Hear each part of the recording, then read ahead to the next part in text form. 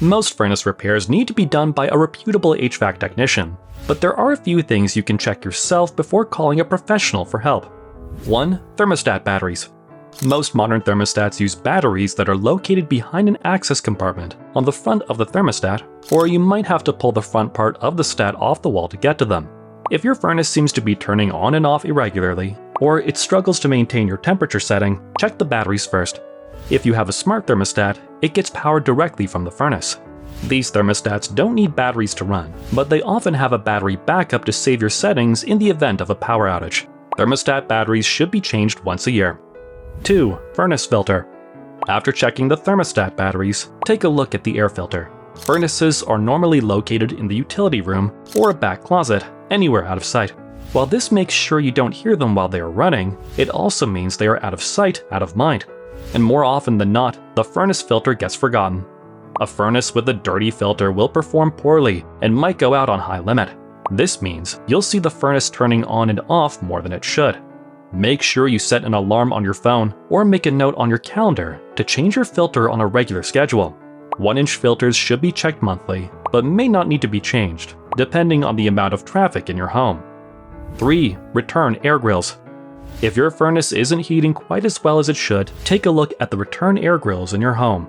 These tend to collect a lot of dust as air circulates back into the furnace to be reheated. The return air grills are the larger ones, located on the interior walls of your home.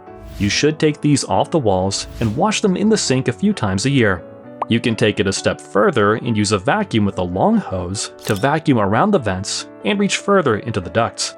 You can clean the supply vents too, but if you only have time to do one set, get the returns, as they tend to collect more dirt. 4. Furnace switch. If your furnace isn't turning on at all, check to see that the power switch on the furnace didn't get bumped. This little switch is an electrical box and looks just like a light switch.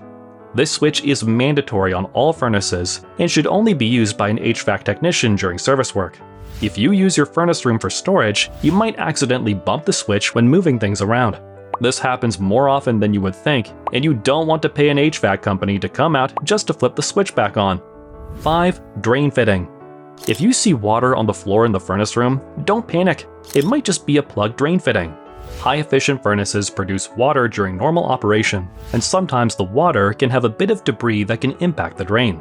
Turn the furnace off, either at the service switch or at the beaker, and remove the drain hose from the collector box inside the top door.